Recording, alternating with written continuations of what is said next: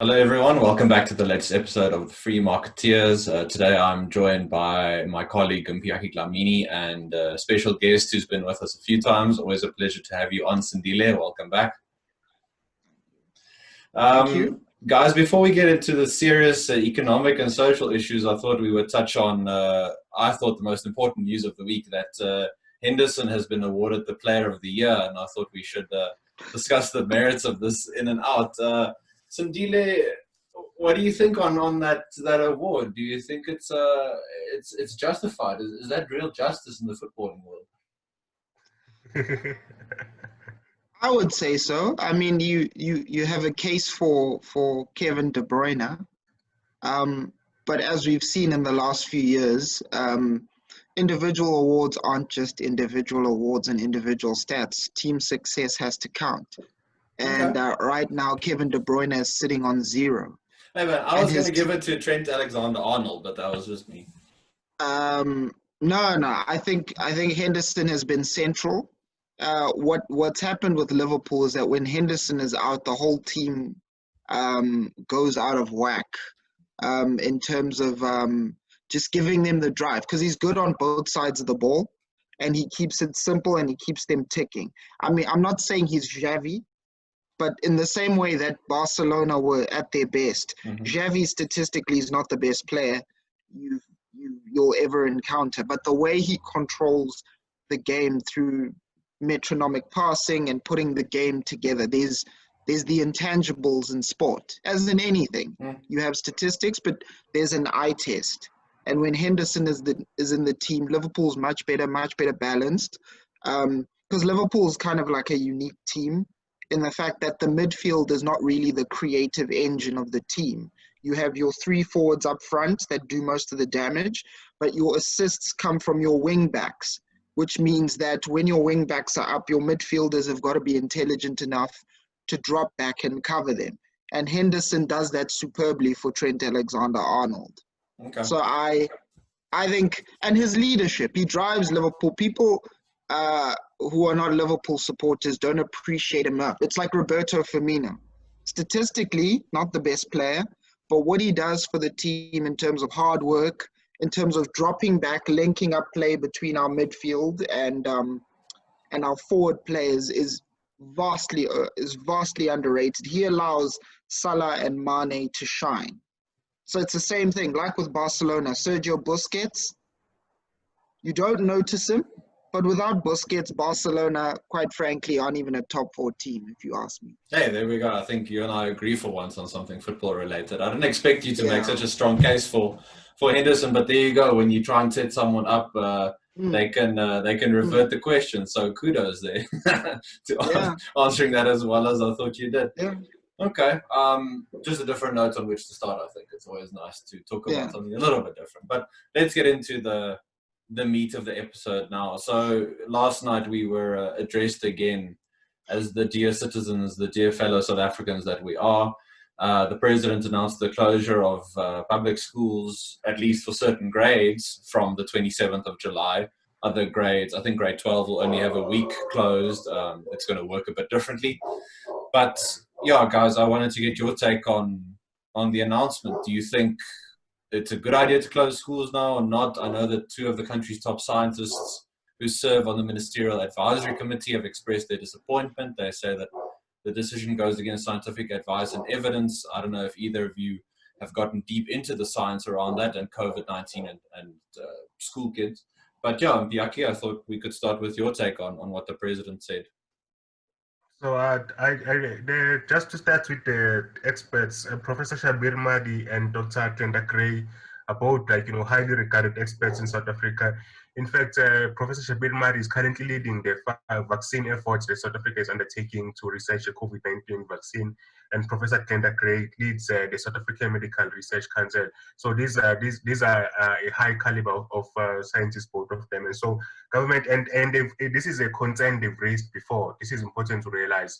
When the initial consideration was being made about whether to open up schools again, they raised these concerns, and it wasn't just them. They were supported by Professor Abdul Karim, who is the chairman of the Ministerial Advisory Committee, and other members of that committee. And so it's baffling why government would go this way. It does seem that they are trying to appease the unions, which is unfortunate, but it does seem to be the case. And so I would hope that sanity would prevail eventually. I mean, the thing to remember is that I mean this is a point that I made about alcohol as well. Amid all these renewed restrictions, is that the peak that we are currently undergoing, the things to understand about it, first of all, the peak was expected. So everyone knew that we would go into a peak. Second of all, the peak is less severe than expected, because as the president himself keeps saying that at 1.5%, our case fatality rate is one of the lowest in the world. And so this is clearly irrational actions. I mean, why would you remove these bans before the peak that you expect has come about, when you know that the peak is coming and you would need to reintroduce the ban? Why that doesn't make any sense. So why open up in the first place when you know that the peak, you are going to close up when the peak comes and you expect the peak? So this is completely irrational, and I hope that saner minds prevail. I was on mute there. Sindile, I know you've written about education quite a bit, so I mean, you could put this in the broader context. Of course, I heard the leader of the official opposition, John Steenhuisen, he said this will exacerbate education inequalities in the country. And I think that's an important point, because private schools are going to keep going. I think the action, as you say, needs to be put in a broader context. My worry is what is the point of closing? Because I'm looking at the timeline of 4 weeks, and my question that I put forward to it is, will the virus have disappeared in 4 weeks? Because that's the real issue here. It's people, as Mpiyakhe points out, is there was a peak expected. It is less severe, but 4 weeks from now, since we've caved in right now, what will happen if teachers feel unsafe again? Because I'm trying to understand what the real issue is. Is it a case of mitigating the circumstances, a lack of PPE? And then if it's that, it's a government failure, because there were complaints from teachers that adequate PPE wasn't being delivered to schools, which I can understand. It's a valid concern. If then that's the issue, will that be sorted out post the 4 weeks? Is it a case of people feeling scared rather? And my question back to that is, why do you get to be privileged over healthcare workers who face very sick COVID patients directly, or even retail workers who've been open the entire time, who've been going to work every single day, sometimes who have to deal with people that don't want to wear masks and do a whole bunch of odd behavior? There was that story in America of a woman peeing inside a shop. I spoke to some people at the Woolworths head office, and apparently it's some of the hijinks, if I can call it that kindly, are happening in some of their stores as well. So that's kind of like my concern is, why are teachers being privileged over retail workers and health workers if everybody is scared? Yes, as far as possible, we're trying to keep people safe, but at the same time, the science has to lead, and the scientists are telling us, wait, no, this isn't being done scientifically. And I think this is the general problem with what's been happening in this lockdown. You see with what happens. Every special interest group that's powerful has been able to supersede the science.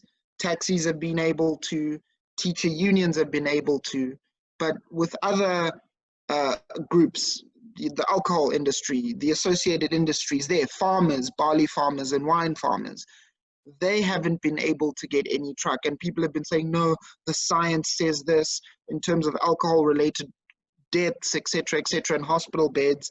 So that, to me, is my concern, is this uneven application is driving a lot of mistrust in our country, because there's knock-on effects of what's happening. So I'm extremely disappointed in our president in terms of just being spineless throughout this entire, I don't think I'm being unkind when I say he's been spineless throughout this entire process, because people have to ask, how come taxis you can pack them full with strangers you don't know, but you can't see family members? It's been pointed out by other people. Teachers, for example, are concerned about getting the virus. But my question is, what about workers who have to jump into taxis? How is that allowed? So the whole thing kind of, it doesn't make sense. It's very uneven. It's not scientific. It's not, yeah. I have to just piggyback off Mpiyakhe and just say, this is, for me, I just have to start using strong words. This whole thing is beginning to become a sham. Honestly, it makes no sense. Mpiyakhe, I want to go a bit further on one thing Sindile mentioned about the special interest groups or the competing interest groups, and you mentioned something on Twitter last night about the fight against corruption, which the president spoke so strongly about. So of course we know now corruption will be eliminated and fought against because the president expressed some strong words about it. So we should be confident that he's going to eliminate corruption. But to me, it boils down to the control that the government has in general, in non-COVID time and in COVID time. The fact that the government is so pervasive means there's always going to be competing interest groups, and that increases the chance for corruption. Did you want to mention anything on that? Yeah, I think corruption is. I think people haven't sort of, in the first place. I think the scientists they themselves made a mistake because they sort of assumed that government policy making works the same way as science, the process of science, the scientific method. How you sort of would proceed. You would proceed from the evidence, and then you would iterate over that and gather more and more evidence, and you would adjust as the evidence changes. Government does not work like that. You see, typically how government works is whatever answer you provide, you have to find a constituency for. So if the science provides an answer, if that answer doesn't have a constituency, then it won't get through. It just won't be accepted because government doesn't. They don't really do anything until the right set of incentives are applied. Because remember, all of these people, they have different, the civil servants, they want to grow their budgets, they want to maintain their power, grow their fiefdoms, and be able to control their particular areas of expertise, regulation, and so on. Whereas the politicians, they want to stay in power and they want to be elected the next time around and continue being able to have access to the states. And so, in South Africa, every president we've ever had has been anti-corruption. We've had this anti-corruption speeches from all of them.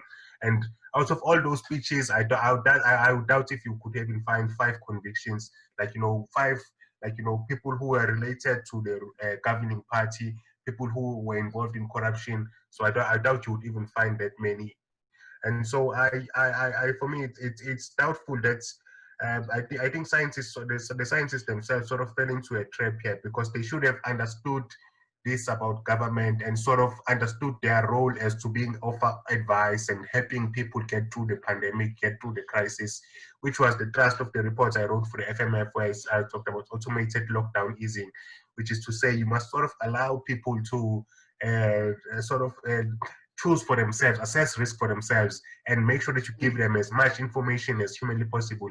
That's how we dealt with HIV/AIDS. That's how we dealt with the TB pandemic and the HIV/AIDS pandemic, and the epidemic, rather, sorry. So that's how we dealt with those previous epidemics, and I don't see why this current epidemic has to be any different, because the consequences of doing things differently, the way we do things the way we did things with HIV and AIDS, we did them that way, not because we didn't care about lives, but because we understood that there are consequences beyond just immediately saving someone's lives now that we can't properly understand when we formulate policy. And I think a lot of that has been lost in government. If you lose, Thabo Mbeki's administration in a lot of ways was ignorant on the science on HIV/AIDS. But if you listen to their economic arguments during that time as to why they wouldn't provide ARVs, they actually make a lot of sense. And I think they sort of try to have BS health arguments to justify the economic arguments, which they didn't need to do. Just based on the economic arguments, I think you could argue that the approach they took was reasonable in many ways. And I think this is what's been lost in South Africa now. Okay, moving on to our next one. In good news for borrowers, the Reserve Bank again cut the repo rate by 25 basis points. In his address, Governor Kanyako, he did also mention that the bank expects GDP in 2020 to contract by 7.3% compared to the 7% that they forecast in May. Mpiyakhe, I'll go straight back to you. Just any comments or insights on the repo rates? Of course, I guess a lot of people will feel it's a short-term good fix, if it were, but it doesn't really fix any long-term problems, I think. Yes, and we have to worry about, like, you know, what has stuck with me was what when Finance Minister Tito Mboweni presented his supplementary budgets, what he said about this being the biggest decline in GDP per capita since 1870. I think we are yet to really feel the impact of what that means. I think people just hear numbers like that and they sort of brush them off. Like, once you feel the impact of what that means, I think it's going to shock a lot of people, because that's you don't get away lightly from something like that. And so what government is faced with is that they have this serious crisis, and then in responding to this crisis, they feel they have to throw everything at it. Because consider this, even if South Africa had not gone into lockdown and stayed open, we would still have suffered quite greatly and lost jobs, because the rest of the world shut down, and we rely on the rest of the world to a large extent for trade in order to grow our economy. So we are in a very serious spot in South Africa, and I don't think politicians understand, and that's why they keep calling for things like, you know, quantitative easing. They don't really understand. But in lowering rates now, as much as the Reserve Bank is conservative compared to, I would say, probably all the central banks in the world, I think our central bank is probably the most conservative, because all of them have just completely thrown caution to the wind. The Bank of England, which has a long history of being one of the most conservative monetary institutions in the world, they were the first to adopt the principles of modern monetary theory, allowing the Bank of England to fund the government directly for the first time. So this is compared to the rest of the world, our central bank is quite conservative. But in terms of what they've done, let us remember this: we have the lowest rates we've ever had in 40 years. So this is what is this doing to savings? What is this doing to incentives? I mean, like, if you are relying on the interest from a bank, I mean, that option is suddenly now has been taken away from you. So if you need that income, you're a retiree or whatever, your only option now is to take bigger and bigger risks. And what's going to happen is going to probably fuel another bubble, whether in property or shares, no one can predict, because pensioners will have to take more and more risk. And we have seen this happen in other countries like the USA, Japan, and so on. And so I think inflation is a serious problem. And you can see probably the price action of the precious metals over the past few months. I think both of them, silver just broke through its all-time high in South Africa. It's at its all-time high and gold is at its all-time high. It has been for a while, but silver just broke it. And both of them are, I think they are the best performing assets year to date. And so this shows you that investors are already pricing in inflation. And the thing is about inflation is, by the time that consumers are aware of inflation, the investment community would already prepared for it and protected themselves against the inflation, bought necessary assets. So that's what will happen there, is that the effect of inflation will to drive higher inequality. And so this is what a lot of people don't think about. And there's a specific name for this effect. It's called the Cantillon effect. And I think that's why I should end it. But there's a lot more to say about this. It's actually a big problem. I think we need to do a series of in-depth shows with you and Mpiyakhe on modern monetary theory and deep dives into all these finances. I think that would be excellent. But Sindile, I'm going to put you in the forecast chair there. I mean, with the bank saying a contraction of 7.3% for you, do you think that's accurate? I mean, I think it'll be between 12 and 15%. But what do you think about those numbers and anything else Mpiyakhe mentioned? For me, it's not necessarily just the numbers that concern me. It's some of the social issues that are going to arise out of the numbers, because what we've seen, and Mpiyakhe has just touched on in terms of the monetary side and the investment side of it, is when consumers do eventually start feeling inflation, it's going to exacerbate a lot of the social problems that we do have. We have rising levels of hunger. Even back to our first point about the shutdown and the shutdown of the alcohol industry and the 700,000 jobs and 3 million dependents of those people who have those jobs. It's going to cause massive problems with hunger.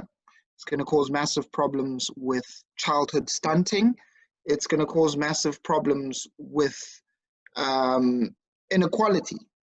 In terms of children who are stunted and children who don't get food, perform less well in school, and their potential, future earning potential is quashed because of that. There's going to be issues around schools. We need to point that out because I think we passed over that in terms of private schools continuing and public schools not continuing because of the pressure from unions. Parents who have more money can just change up their finances and send their children to private schools if this carries on. So there's all of those social pressures that are going to bear down on us. And I think I was reading a study out of the London School of Economics and Political Science about what hunger and poverty traps do to people. It's Jennifer Sheehy Skeffington and Jessica Rea. They did an analysis of 15 studies, like a meta-analysis, and basically the conclusion was that it reduces the mental bandwidth of people, and it leaves them susceptible to really bad ideas, and it makes their behavior a lot more impulsive. So if you look at some of the stuff around us that's happening, it's going to leave people susceptible even more to bad politicians and bad ideas, which to me is a concern because there are political risks in what Mpiyakhe is saying in terms of ideas which are termed radical and termed we're going to fix the economy, we're going to give back the land. All of these outlandish ideas are going to seem a lot more plausible to people as they begin to start feeling the effects of the contraction in the economy, as they start feeling the heightened inequality, as they start feeling inflation. That is going to have so many risks as well in terms of violence. I personally believe that we're going to see a spate of violent protests once the summer hits, because I think what happens is that a lot of violent protests happen in the warmer months. And I think we are at risk in South Africa because of the current situation with hunger, because of what's happening with people losing their jobs and their livelihoods and watching their children starve, and even with what happened with the court ruling and the nutritional feeding scheme and people watching their children starve. There's something very primal about a parent watching their child starve because of the choices that government have made. And I think we are in for some heavy duty destruction and some heavy duty violent protests in the coming months. I'm thinking once October, November, December hits, we should brace ourselves, because I think people are sitting back, as the same as with the numbers, as Mpiyakhe points out. People are just kind of not really recognizing the numbers and tying them to their lived experience. And I think once the full effects start playing in, we're going to start struggling immensely. Yeah, I think. No, thanks. We ask you on because I think you bring a fresh perspective that maybe we get you too used to our own narrative, but I think you point to concrete on the ground. Life comes at you different when windows being broken, when the tires are burning in the streets, when stuff like that happens. And for a lot of people who supported the hard lockdown, with the ostensible goal of it being to preserve lives, well, you're not going to preserve anyone's life when the economy is destroyed. And I hope that a lot of people who pushed for the hard lockdown realize that in the summer months, as you say. But from there, we'll jump to a related topic, but a different one. The 1 million seats on the streets protest happened this past week, Wednesday. Thousands of restaurant workers around South Africa peacefully protested against their industry being brought to its knees. Even today, this morning, I saw some video clips on Twitter from Cape Town. where there's more protests happening, peaceful protests, and the police are using water cannons and tear gas to disperse protesters. So no surprise that the government is using force even against peaceful protesters. Of course, the government has used force against protesters, black protesters, throughout the years when they've been trying to protest their rights as workers. So no surprise there that government is following this route. But if either of you just want to touch on this restaurant protest, I'm obviously happy to see it. I hope that it goes further. I, of course, won't, in my capacity working at the FMF, call for an explicit tax revolt, but I hope people realize that you need to start pushing government in different ways. You need to, this really, we keep having these conversations and we keep analyzing stuff when we all write about it, and I think we all write very well trying to point out what one policy effect has on people's lives, but people also have to take action themselves at some point, and this is getting real. So I hope people at least are open to these different methods. So either of you want to jump in there? I was just, I think you're right, Chris, and I was glad that Big Daddy Liberty was covering the protest live. I don't know if you saw now, which was quite cool, and he was, the cops were sort of trying to, I don't know, I don't think they realized at first that there were cameras, and they sort of tried to come in, but just watch the video. It's very interesting, but it's good to see, and it just shows you the difference between small and big business. I think small business, these are generally not multinational companies. These are small companies, typically in one location in the country, and they have tight margins, so they don't have the luxury of, you know, playing softly with government and sort of playing. You saw this with the taxi industry as well, the informal sector, and now restaurants, and I think you'll see more and more of this. And as you see, this is the problem with sort of command control economies. People don't think about this, is that what happens when your idea of how things should work contradicts enough people's ideas of how things should work in society that your system is unworkable? What happens then? So I don't think they've thought about it, and there's a lot of business people in the country whose interest relies on having a relatively free and open market. I think, quite honestly, I don't think the restaurant people are going far enough. I think on the back of the alcohol lockdown, because I think sometimes when you listen to people talk about the alcohol ban, they talk about it in a silo or separate from other industries, and they don't realize how interconnected supply chains are, because the alcohol ban is affecting restaurants, it's affecting farmers, it's affecting packaging industry, it's affecting companies that make dishwashing liquid, that, you know, all of these associated industries that are around this, because the economy is very interconnected. And so I don't think the people in the restaurant industry have gone far enough. I think in their demands, they should be pushing for a drastic reduction or even a total abolition of VAT on their restaurants. In the meantime, because they have lost a lot of money, they should push for that. They should push for a drastic reduction in taxes that they have to pay as well. I think they absolutely have to. I would like to absolutely support that. I think it's a great idea. I think it's just common sense at this point. Yeah.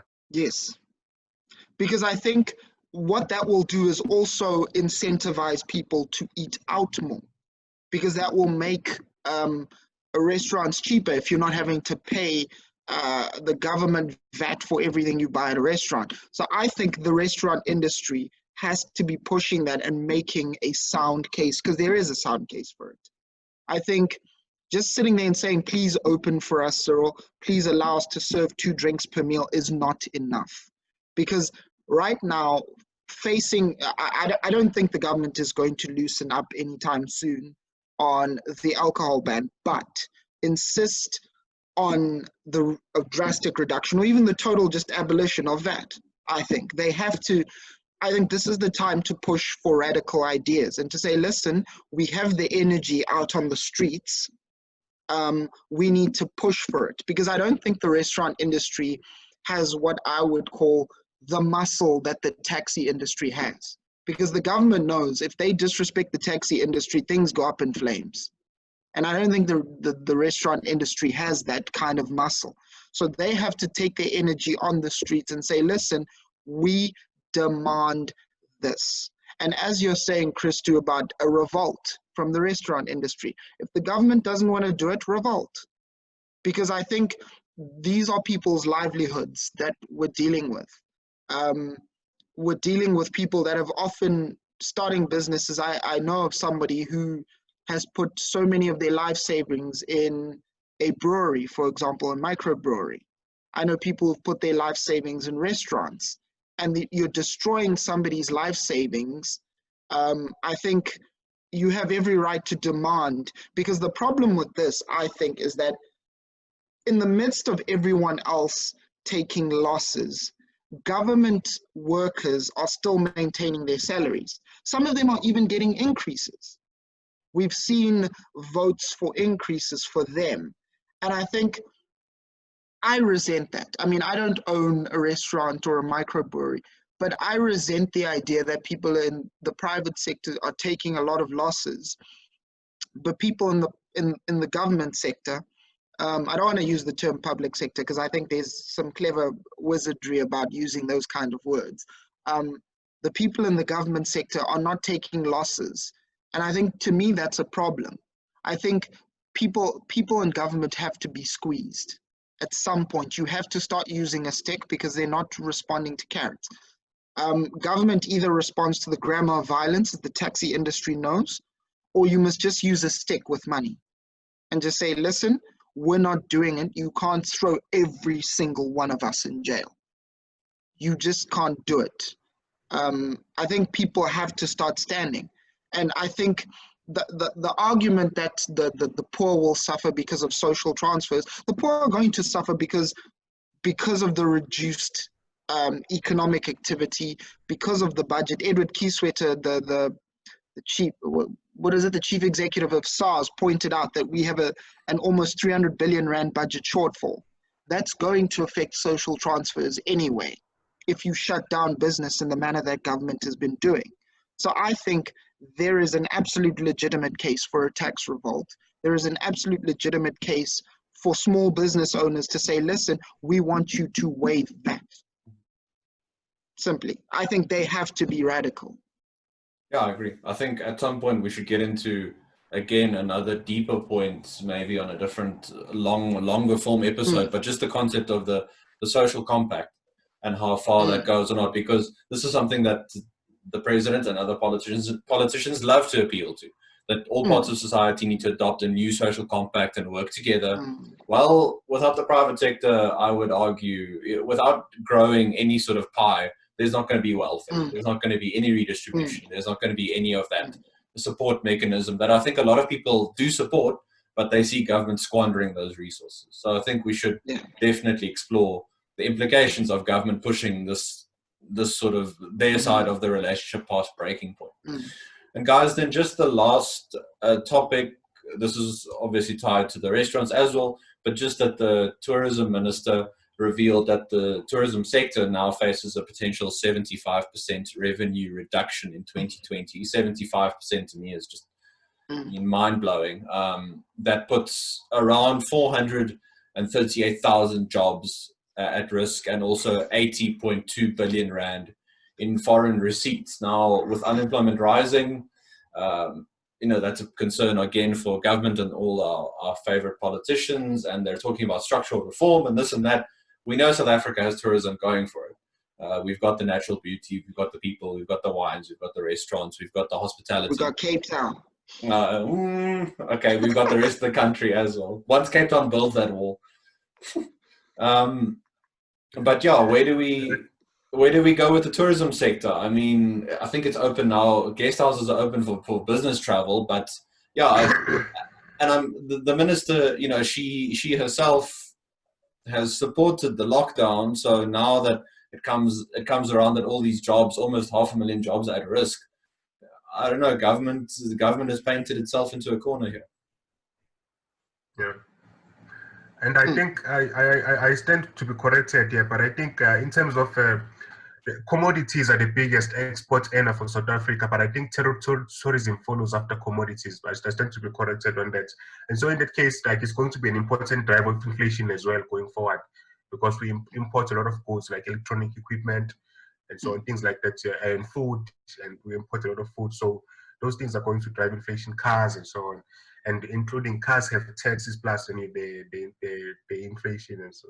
So this is a problem as well, and it's a complete devastation of an entire sector. I mean, 75% is just unimaginable. Imagine a recession of 75% in a year. That's crazy to me to even imagine that. So and people in government still cling to this delusion that they can maintain things like SAA in the face of this economic devastation. I mean, like, the money has to come from somewhere, sometime, and it has to come from the private economy. Government doesn't create anything, and so where will this money, how will this money get there if the economy is being devastated? And this is being made worse by sustaining SAA, sustaining the SABC, sustaining the ESCOM, and all of these dinosaurs. I don't know, man. Like, but Mpiyakhe, it's disappointing. don't you hear the money printers? They're being oiled up. Those money printers are going to work overtime soon. And you know what? It's also disappointing that the opposition is not as strong as they should be on fiscal responsibility. And I mean, I think, first of all, with the smart lockdown idea, I think the opposition basically said government will give you permission. In fact, our 500 billion stimulus package was largely designed by the opposition. If you read the original opposition smart lockdown policy, you will see that they actually came up with the bailout plan, which is disappointing in the face of the current fiscal crisis that we face as a country. And they also propose a range of various measures, including more stimulus and so on. And you think, in which planet do these people live? Don't they understand that you can't spend something like, all that money does is give you a claim over existing goods and services. So you can't create more goods by printing money. You can only increase the claims on what exists, and then that's the driver of inflation. And I think just understanding those basic common sense things, I think, is what is needed here. I have a question to that, because I don't quite understand the logic behind just allowing travel for business travelers, because I think for me, the question is, if people can travel in taxis every single day with strangers they don't know, why can you not fly on a plane, which is far more likely to have the means to sanitize properly and follow safety regulations around the virus? And especially, I think of something like Airbnb. I think if you're somebody who's booking into a room in another city, for example, and you're traveling for leisure, you will want somebody to be able to prove to you that they're sanitizing properly, that they are following safety protocols. I mean, if you're a consumer, you're not paying. I wouldn't pay, because I use Airbnb quite a lot. And for me, during this crisis, I wouldn't want to book an Airbnb through anybody who can't, conceivably prove to me that they are doing something to make sure that I am protected, because I'm forking over my money. So I don't quite understand some of that. And I think it goes back to some of the irrationality around so much of what is happening in terms of the lockdown and the rules, because I simply don't get it. And I think it boils down again to what Mpiyakhe was talking about, which is that government works in a different way to what the science does. And I think for me, that's the big takeaway. And I think for anybody who's listening or watching this, that should be the big takeaway, is that if you're expecting this to be done from a scientific standpoint, you're going to be sorely disappointed, like we have been. This is about special interest groups who have muscle or who have sway and who are big constituents for governments will always find a way to influence for their cause. And I mean, that has been the fundamental problem in South Africa from the get-go, which is that a central command economy, and then you have perverse incentives with politicians trying to stay in power, and which is Mpiyakhe has pointed out, and people trying to feather their own nests. So I think this is a far more fundamental problem, and lockdown is just revealing it perhaps in another way. I wouldn't say it's revealing it, because we've known this is the problem. And I think if I can branch off, it's it's an interesting thing I'd like to know is, I think, what is the way in which we can untangle that? If I'm going to throw the question back at you, because I think I'm sure we have some time to look at that. How do we untangle that? Well, to me, it boils down to your... Sorry, Mpiyakhe, go ahead. No, I was just, yeah, you can go ahead, Chris. Okay, I was just going to say, it's a mind shift about the role that we expect government to play in society. So we expect government has promised X, Y, Z, and people to a large extent have accepted that narrative that it needs to provide healthcare, housing, data, food, water. I don't know, at some point we'll get to cars and whatever. So because society places those pressures on government has to provide them at some point. And they promise people that every election. So it's a perverse relationship. You keep promising things and then you have to deliver on those. But in expecting government to provide that, government has to take over more of the economy. It has to try and control more resources. It has to try and control more avenues of distribution. So it's always going to be, to me, the problem is going to reinforce itself the whole time. It's like a death spiral. The more you expect government to do, the more control it will seize, and the worse the effects will be on people's lives. Even if the intentions are noble, if the intentions are to uplift people, that sort of thing. We know that through the minimum wage, that sort of stuff, that prices people out of the labor market, just as one example. So yeah, I'm probably not giving you exactly the answer you want, but to me, it's a more philosophical and abstract point that people need to realize the proper role of a moral, proper government is not to provide everything, because in that way, you open the door to abuse and special interests and that sort of thing. Yeah, and I would just like to support that, Chris, and I agree with you 100%. And just think as well, like we need more respect for the rule of law. I think the flaw in South Africa is that government is sort of allowed to do too much by the parliament, by the courts. Like it's sort of, I think the constitution itself is not a problem as much as the people who have the responsibility to maintain the institutions that are created by the constitutions.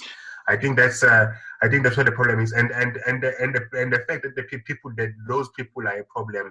I think it shows you that we probably have we have a problem in government that does too much.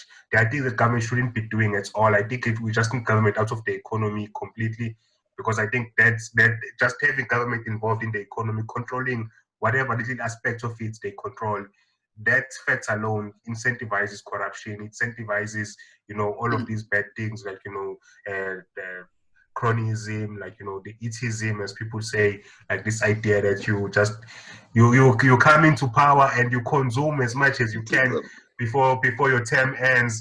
And this has become a culture, unfortunately. And there's someone, like, people keep saying, and it's true, it's actually true, like, they say, people say, of course, the apartheid government was corrupt as well, but these guys, they are on another level, because they don't even think about sustainability. They don't think about, do I have enough resources to keep my constituents, happy while I eat? Like, they don't even think about those things. They just consume for the sake of consuming. So we have a serious problem here. And a part of that is we just have to stop government doing all of these things. We have to cut government spending radically. Government will still do some things like the courts, the police, and there will be corruption in those, but we'll minimize the damage. So I think that's the best we can hope for. I don't think we'll have we'll really have a final, like, perfect solution, but I think we can get better and better at it if we implement the right reforms and get government out of the economy. And this is a rule of law point. I think that's the important thing. It's a rule of law point. So, and even sorry, Sindile, go ahead. I was gonna ask, in terms of, because what I've seen in response to all of that is an uptick in talk about Cape independence, which I'm interested in. I don't think it's going to happen without guns, to be honest. I've looked at the Basque and the Catalonia situation. I don't think these guys really understand what they're doing. But, I digress. I don't want to offend too many people on that front. No, I agree with you. I think you're right. I think they are much better models, like, Orania and the Royal Bafokeng. I was just saying that they are much better models, like the Royal Bafokeng Nation and even Orania and some other communities. Those are better models. Like, aiming for straight independence, I think, is just a dream at this point. Yeah, like I'm just sitting there and I'm going, yeah, no, I don't see that in reality. But in terms of because this is something that I've been interested in. Isn't there a game plan we couldn't design to make power more decentralized? Because I know the Constitution gives a lot of powers that lead to sort of like our central command economy, but is there a way to untangle that legally? Because I'm in no way, shape, or form somebody who's a legal expert. So I've always kind of quietly wondered to myself, what is the way? And I think maybe this is something for a future show. What is the way we can untangle that and make power more decentralized? Because for me, I sit and I think, if you're somebody who lives in a suburb in Joburg or the inner city in Cape Town, why do you want the stuff that you want to happen in your space tied in with what happens to someone who lives in rural Northern Cape? With respect to those people, because I think you live such massively different lives. I think this somewhat I would call this myth of the nation, this myth that because we're all South African, somehow we have all the same kind of experience, and we all have to rally around this one thing, undergirded by this superstructure called the South African government or South African Inc. And I think it's so, for me, it seems so dumb to do. Because I think our future has always been in cities, just the way people are migrating, etc. And I wonder, how do we go about decentralizing that power so that the people who affect our lives the most, which is the policymakers, because they're not going anywhere anytime soon, that they are closer to us? Because I think there's such a big gap between us and Parliament and the people who are making, and here I think of the point of what's happening in Nelson Mandela Bay, where Athol Trollip, who was fixing their finances and getting them into tip-top shape, was simply removed by the EFF over a national skirmish with the DA, and now the municipality can't even pay their workers. There was a story developing this morning that municipal workers in Nelson Mandela Bay are not being paid, and there's trouble happening.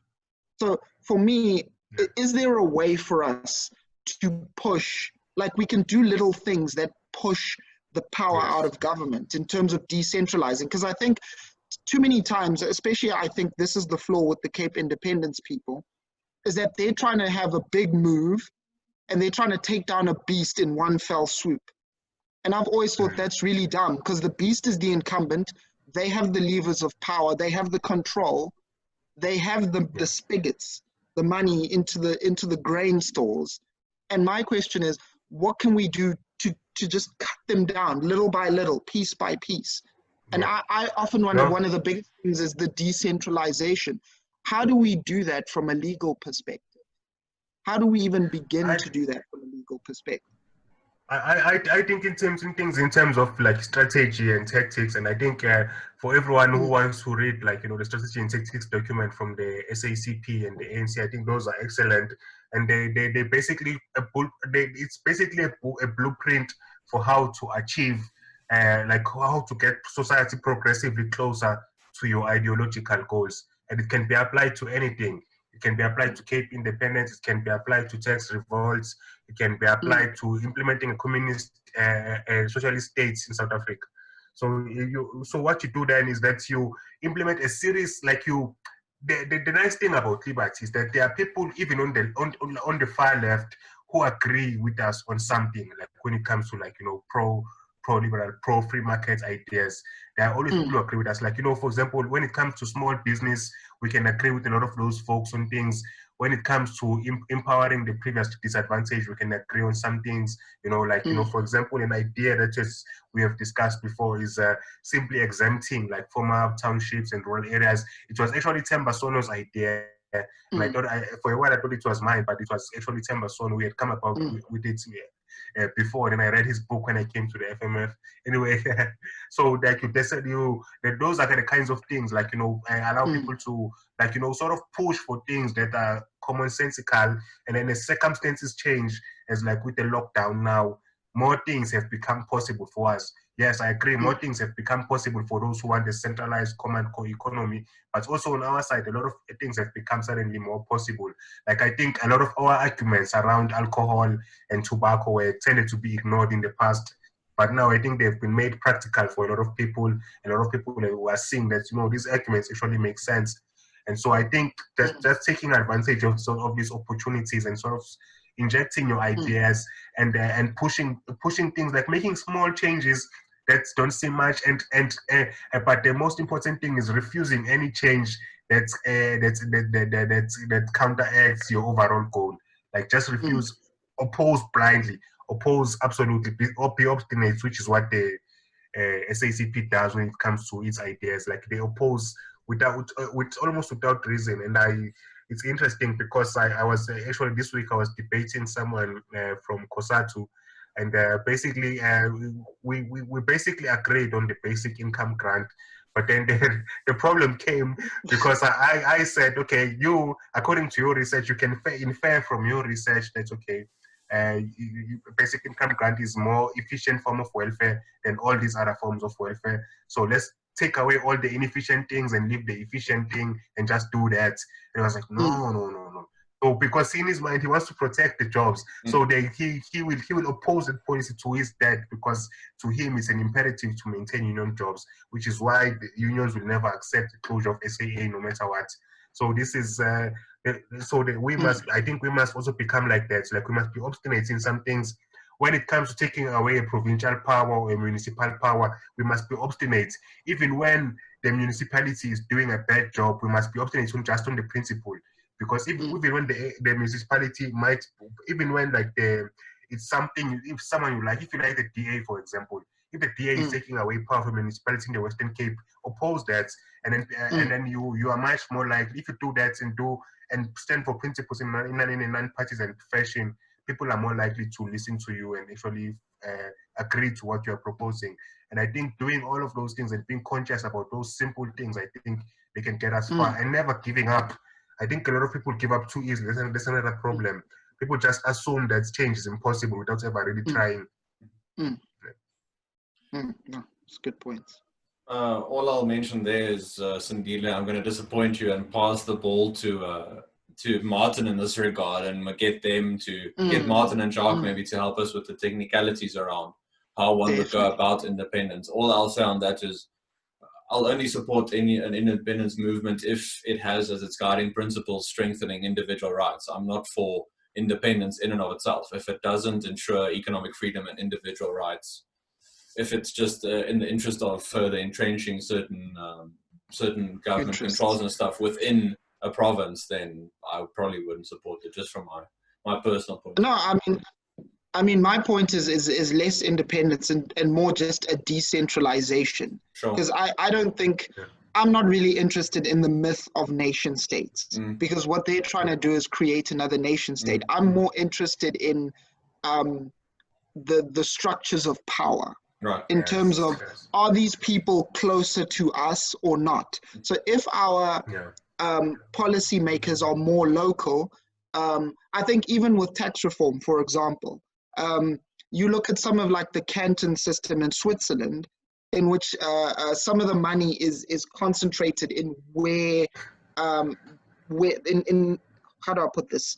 The money is concentrated within the cantons, and the cantons have a lot of decision-making power in terms of money. So, for example, in my opinion, as somebody who does live in Cape Town, I would want to see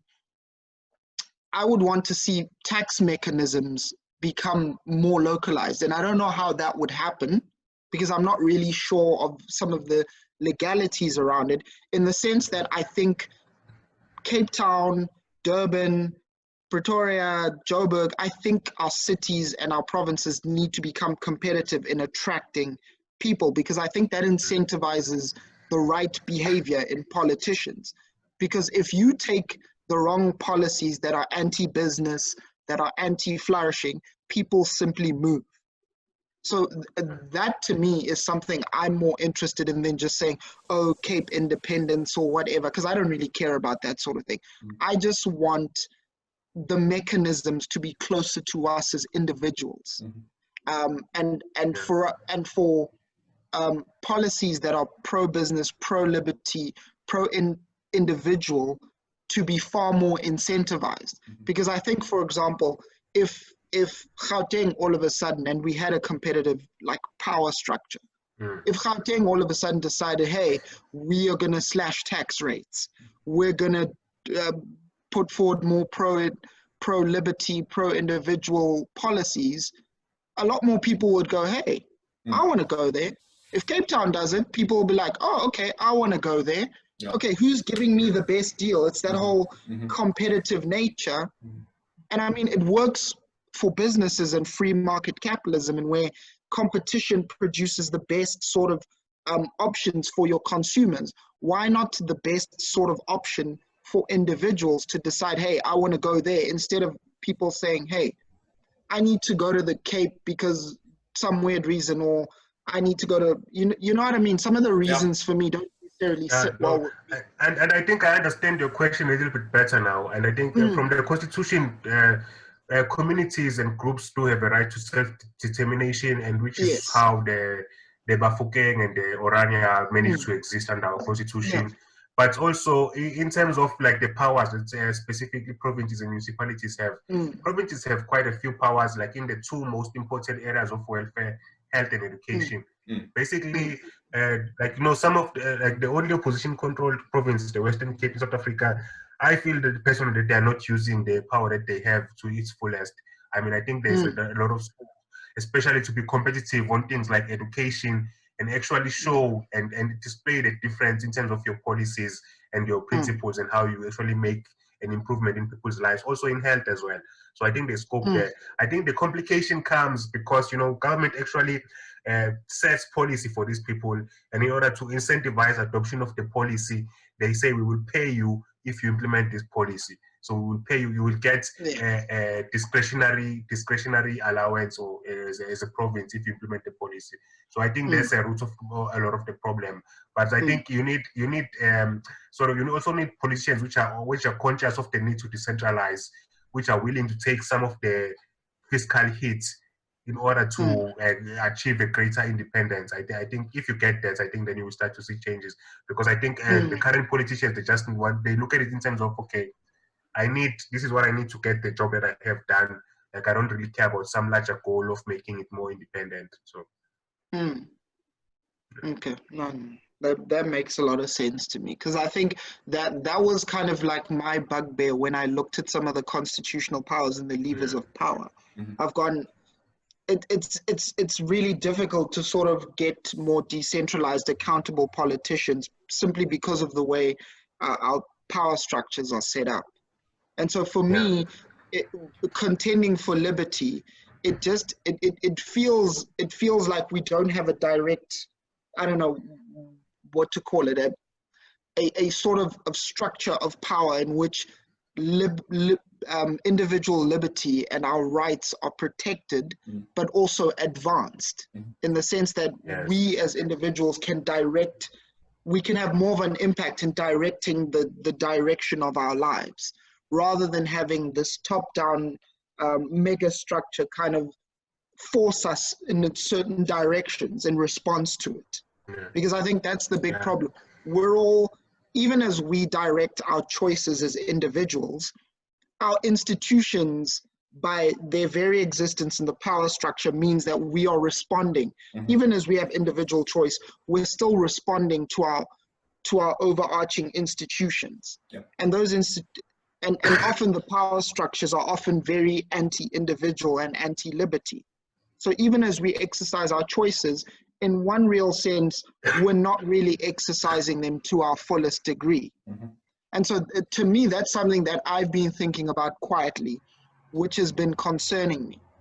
So I think that's kind of like what I'm trying to explore, because what the lockdown has done is really compress that for me.